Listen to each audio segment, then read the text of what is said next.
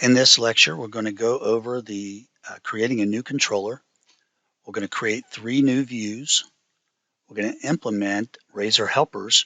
This is BeginForm, ActionLink, TextBox, and CheckBox. We're going to add an HttpPost method to the controller, and we're going to utilize the form collection object. Let's add a new controller. So in the Solution Explorer, under Controllers folder, right-click, Add Controller. Leave it as an empty controller and click Add. Name this the Hello controller.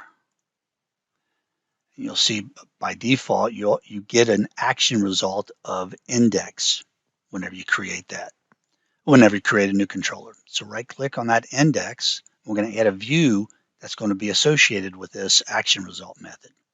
We're going to leave it as index, leave all the defaults, click Add. And we're going to change viewBag.title in the H2 tag. The H2 tag displays the header for each page. Okay. And let's execute.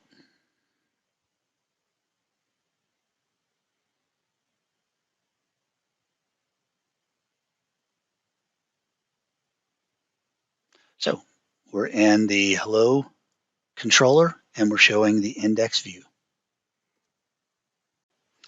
Okay, let's go ahead and we're back in the Hello controller. We're going to add 2 new views. So I'm going to copy, get a little space here. I'm going to copy this existing action result. I'm going to paste it in twice. We're going to create a new action result for family and friends. Now keep in mind that these views are synonymous to web pages. So we already have the index view created. If you look over in the Solution Explorer, we've got the Hello Index view created. If you right-click on Family and click Add View, we're going to create a family view. There it is.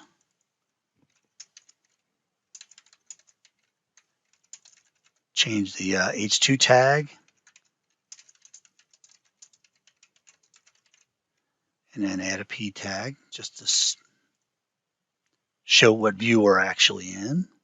And then do the same thing in Friends. Leave that.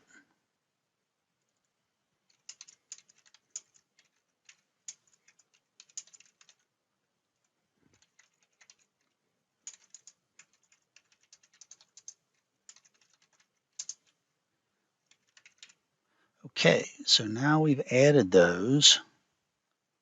We just run this. We can make sure we can access both of those new views. It's going to come up. The default view that we've got set up for this project is the index. So if we just type up here, family, the family view shows, and friends. So now we see that both those views are showing properly. All right, so now we're going to add some basic MVC and HTML to some of this code. So let's bring up the index view. And we're going to add a little bit of style to the top of this, a little CSS, just to make sure that this is, just to give a little spacing as we're going through these examples. So it's just style, right? Beginning and end tags. And I'm going to name this just some spacing. You can name it whatever you want. You can name it bottom spacing if you'd like, but we'll leave it to some spacing. We're just putting a margin bottom as 1em, and I'll show you what that will do. We're also going to add a couple action links. This is the MVC way of putting in just a regular hyperlink. So we'll see that we're using that class some spacing up inside the style. And we're adding 2 hyperlinks.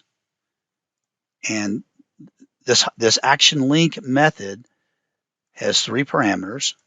This is the phrase you want people to see or your users to click on. This is the view it's going to go to, and this is a controller. And then we're adding another one. So this is go to the family view and go to the friends view. So we're going to execute that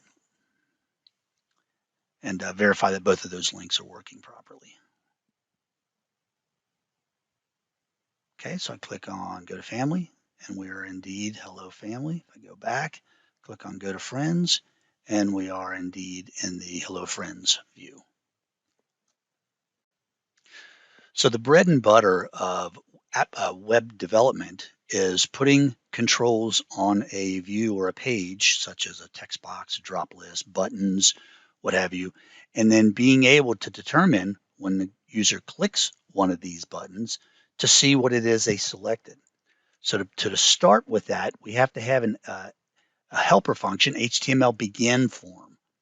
So anything that we want to evaluate or allow somebody to click on or type in has to be inside this begin form. Now it has some default properties in it. And I'll show you some of this. So I'm just leaving this as comments.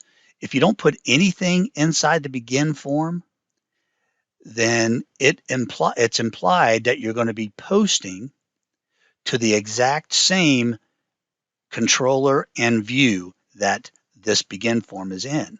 So it's in the hello controller, the index view. So if I don't specify any parameters, that's what it's going to do. So let's see that in action. Go ahead and run the project. Once it shows, we're going to right click on some white space and view source. And you'll see here's my HTML form tag, right? It's got an action. The method is post, and the action is going to hello index. And that's exactly what we wanted to do here. So now if we go ahead and add all 3 parameters, so instead of it being implied that we're doing a post to hello index, we're going to explicitly say that. So this is going to do the exact same thing as it did without these parameters.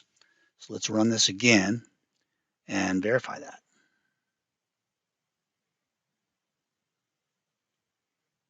Right click, view page source. And again, you'll see down in this form tag here, it's exactly like it was before. Actually, this doesn't have the index, but it's implied here. So Visual Studio just eliminates it. So you'll see all of these examples here throughout this class. So in this case, we're going to leave it in the simplest form.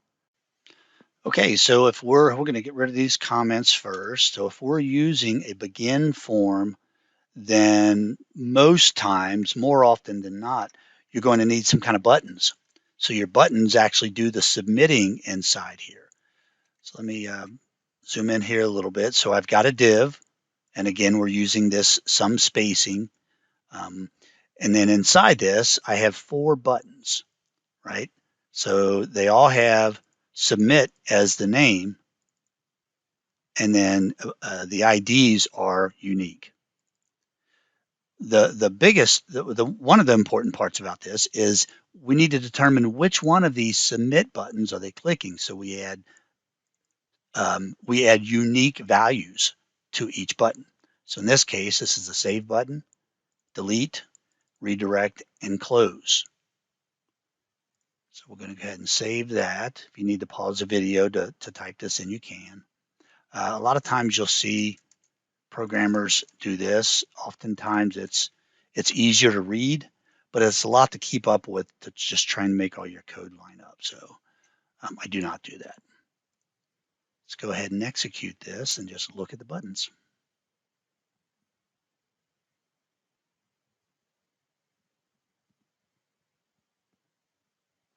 Okay, and if you don't do any work with these button presses, which we haven't yet, but we will, then you can tell the top refreshes. It's very quick, but the post is working. And again, right click, view page. Down inside the form tag is now you'll see these buttons. So everything that you want to submit has to be inside your form tag. And in these cases, since we don't need to know what they click for these action links, we don't have those inside it. Okay, let's close that all down. So now we need to add some code. We need to take some action when they click these buttons. So let's bring up the hello controller. Clean this up a little bit. So now we're going to add a post method. So inside your controller, you don't need this, but it is the default. So anytime you've got a view, the default is HTTP GET. But if you don't have it, it's implied. So I'm going to take that out. So I'll tell you why that's important. So we're going to highlight and copy this index action result. Right below it, we're going to paste that in, but we need to modify it because it's going to give me an error saying this is a duplicate method. So now we're going to create the method that when they click a button, when they click to post or to submit, we're going to have code in here to handle that. So first we have to add the attribute HttpPost. And then we want to form collection, and we're just going to give it a name of call, C-O-L, short for collection. Okay, so inside this method here, we're going to add a switch statement to determine which button was pressed, if any. Right? So we're looking at the button submit. Let's go back to the index view. Each one of these are a button submit. So now we're going to add to that switch statement for each one of these buttons. So we have a save, a delete, a redirect, and a close.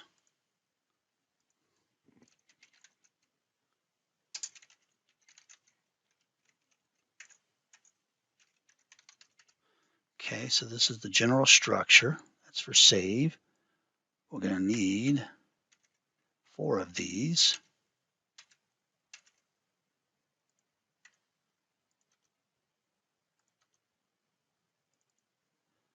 And our values were save, delete, redirect, and close.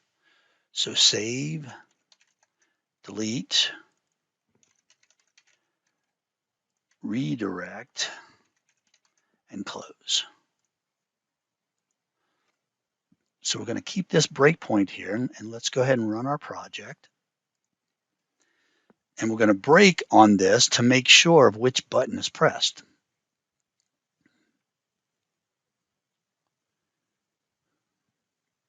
And we'll start off in reverse order. So if I click close, so it did indeed do a post to this action result.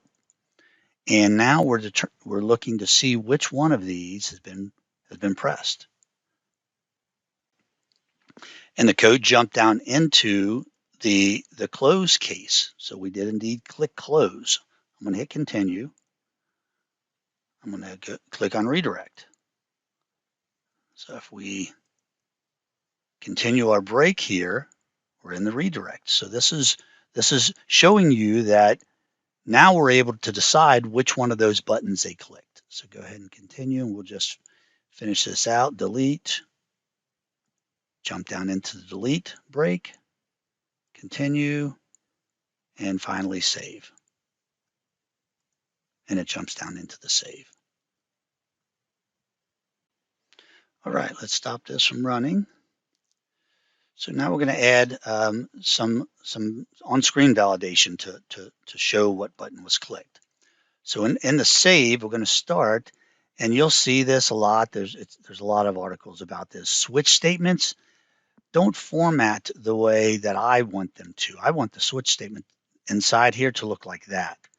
Whenever you paste in, it pushes it back and makes it all at the same level, and I don't like that. So anyway, so we're going to use this ViewData structure that allows us to pass some data back to our view. So I'm just naming one button pressed, okay?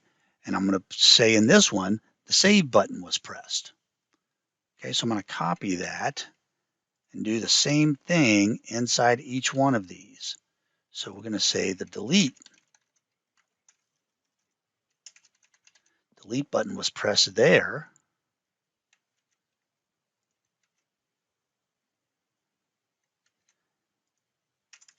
And in the close, we're going to say, of course, close button.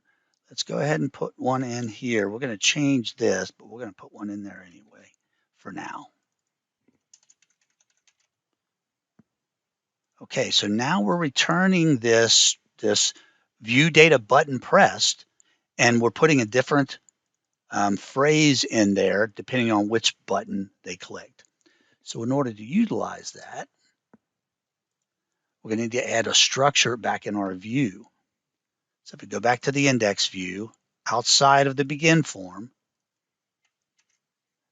we're going to add this if statement. So now we're using a Razor syntax. So again, we're looking at that view data button pressed. So we're just seeing if that button was pressed. So there's a little code that says if that button press is not null, right? This is the not symbol in C# and Razor. So if it's not null and it's not empty, this is just structures that you have to do with C#. We're going to just show it.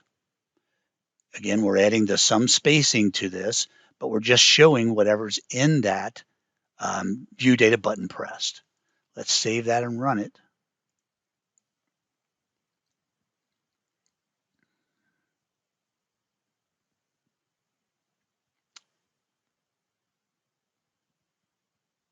And I'm going to click save. I'm going to take the breakpoint off and just hit continue. Look at that. Save button pressed. Close button. Redirect. Delete. So any of these, we're showing what's being pressed. And again, I'll put a breakpoint up here again, and we'll step through all of this. So when I click save, it's jumping into our post method, and it's determining which one of these button submits is clicked. So I'm just clicking step over up here in the toolbar, and it's jumping into the save section because it knows that that's the button that was pressed, and it displays save button pressed. So I'm going to click delete. It's going to show delete button pressed. Just continue. Redirect.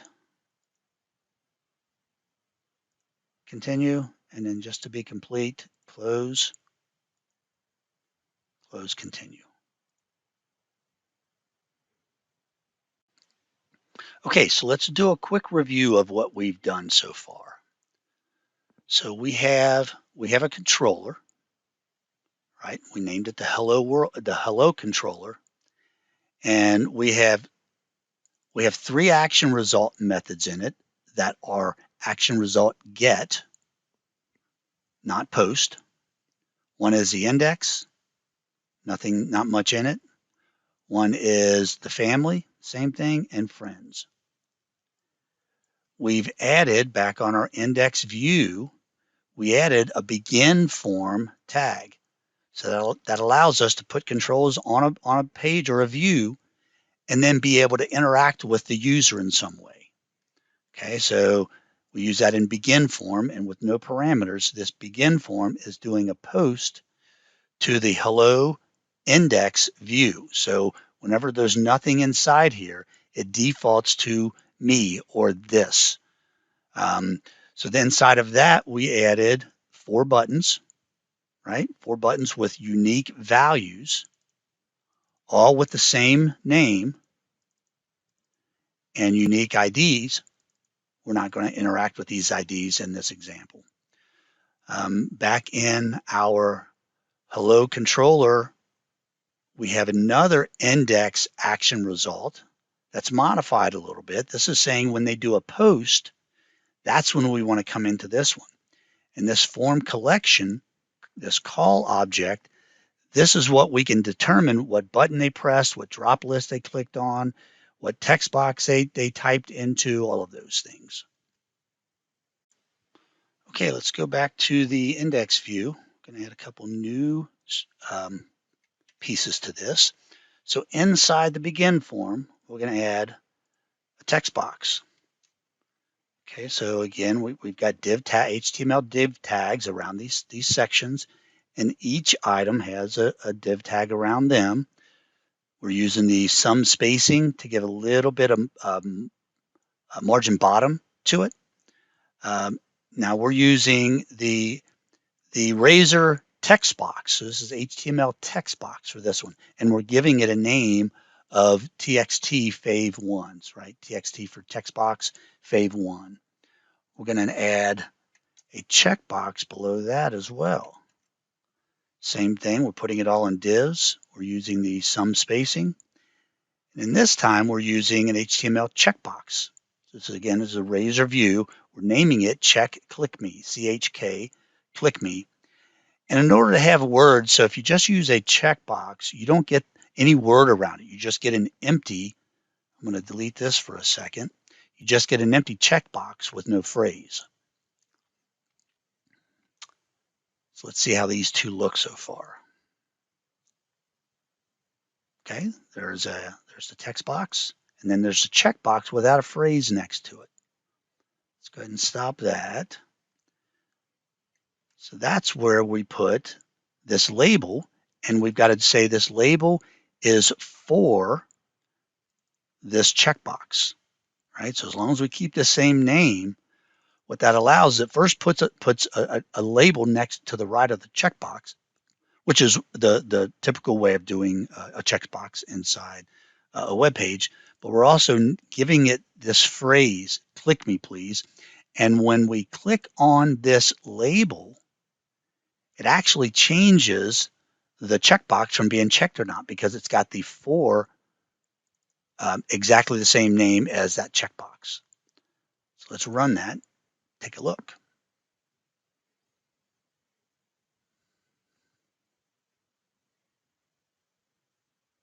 Okay, and if I click on this label, even though that label isn't the checkbox, if I click on this label, it checks the checkbox. Now I can also click directly on the checkbox and it'll do the same thing. So let's take right click, view page source.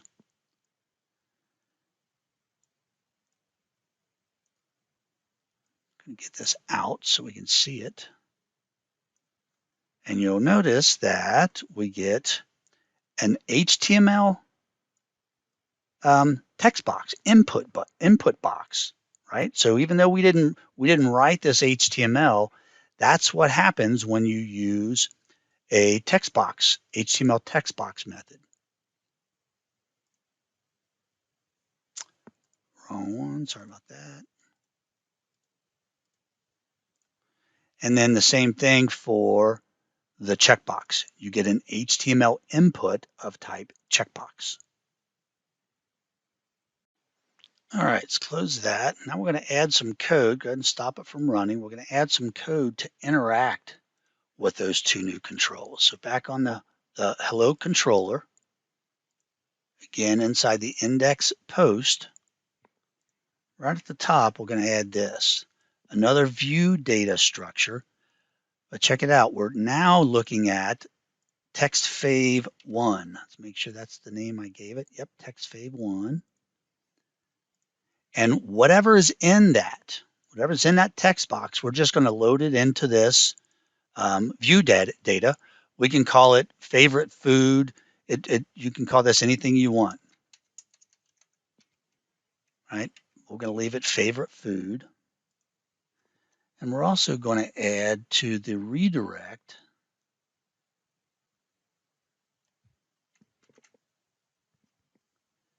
we're going to replace this redirect. So go ahead and delete the view data in that.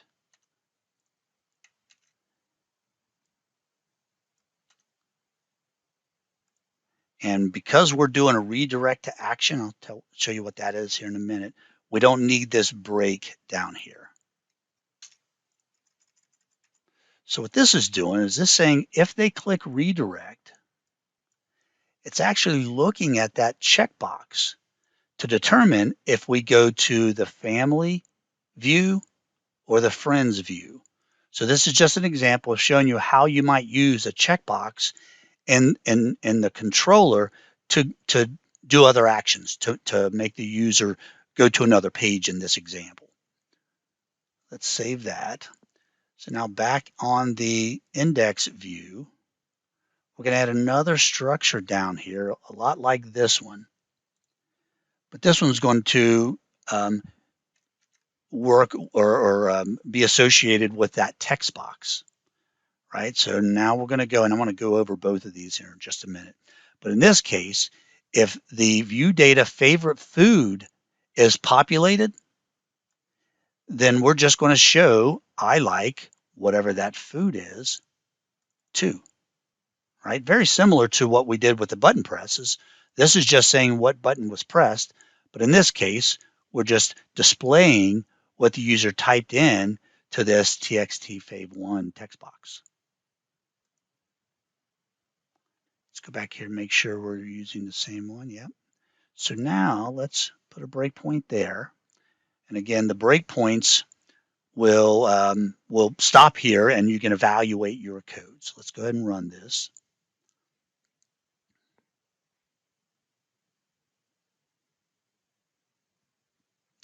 And inside the favorite food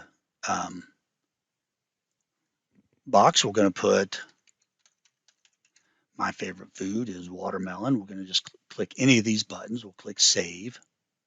You'll see the breakpoint did catch. And if we want to evaluate this, question mark that, and it shows watermelon, right? So we're putting what they typed in into this view data structure because we're going to use that over here. So it's going to say, I like whatever food they typed in too. And there you go. I like watermelon too. I like chicken. And any of these buttons except redirect, any of these buttons will do that. Chicken, and there's chicken, right? Veggies. Continue. I like veggies. All right, and let's take a look at that. Go ahead and stop your code from running. Let's take a look at this. So back in the index view, we're going to look at these two structures we've added. So there's a structure called view data, and if you just name a value, you can give any name here. I could call this Joe, right? I could call this Sunday, but I'm calling it button press. So we're just creating a value, a variable back in the controller, and we're using it in the view. So we've got two different ones. We're using view data button pressed and view data favorite food. Now both of these interact the same. If this isn't populated, so if it's either null or it's an empty string, this won't be shown, right? So this div only shows when that button press is not null, right? That's what the not here is, not equal to null. If it's not null and it doesn't equal an empty string, then we're going to show this div. Exact same thing for favorite food. If favorite food is not null and if favorite food is not an empty string, then we're going to display something. Let's see that in action. Go ahead and hit run. Okay, so nothing is shown down here. These underneath the buttons, which is right here underneath the buttons, are these two divs. So if there's if these variables are not populated, nothing's going to show. We're going to look at the view source, right click, view page source, and you'll see down below here, there's no other HTML below the buttons, right? So now let's go ahead and put something in there. Chicken. So now we see a couple of things, the button pressed and I like chicken too. So what our code did, we go back to the controller, our code is populating this favorite food, the view data favorite food with what was in the text box. And we do that by call collection, this value, and then txt fav1, which is what we named this text box, txt fav1.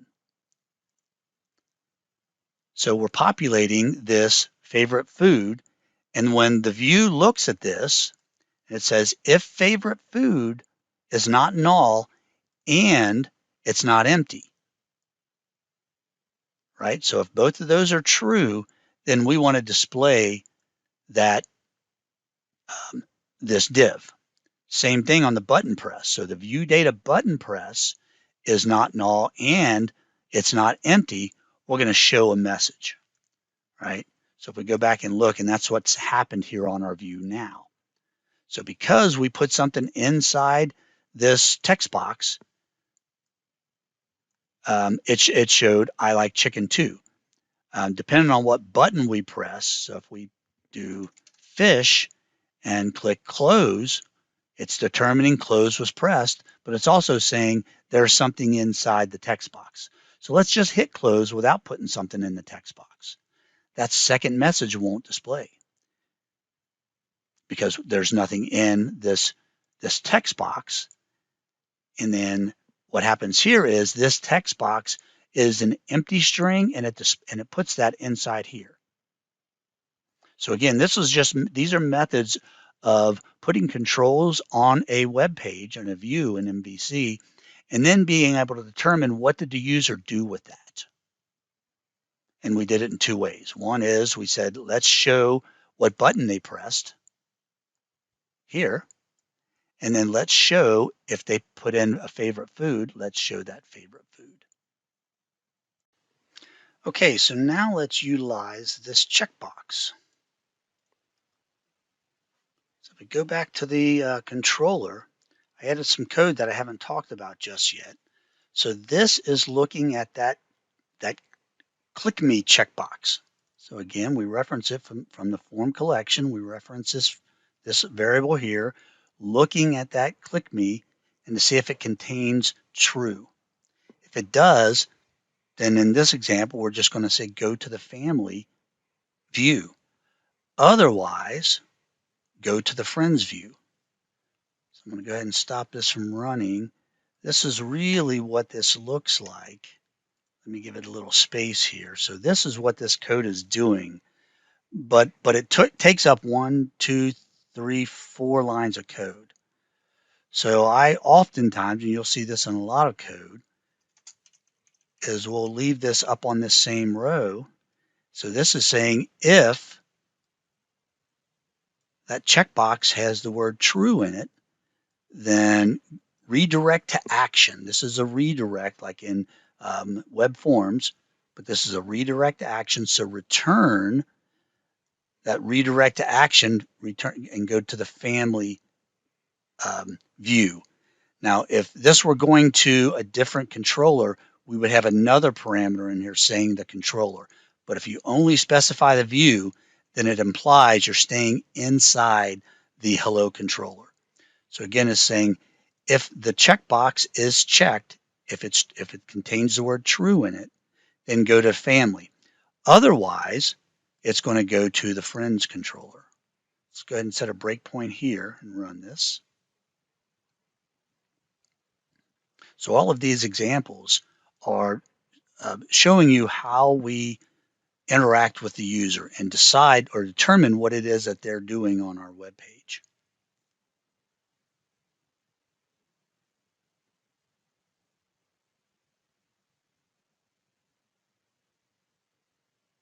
So I'm just going to click redirect without checking the checkbox, right? And I'm doing a step over. So it did not jump to here because it doesn't contain the word true. Let's take a look at that inside the immediate window. See, it says false. So we're gonna go to the friends view. So I'm just going to hit continue. And there we are. Let's go back, click the checkbox, and click redirect. And this time it does have true inside it. So now it's going to go to the family view. So I'm going to go ahead and take that breakpoint off, click continue. So there you go. So if the checkbox is checked, we go to family. If the checkbox is not checked, we go to friends.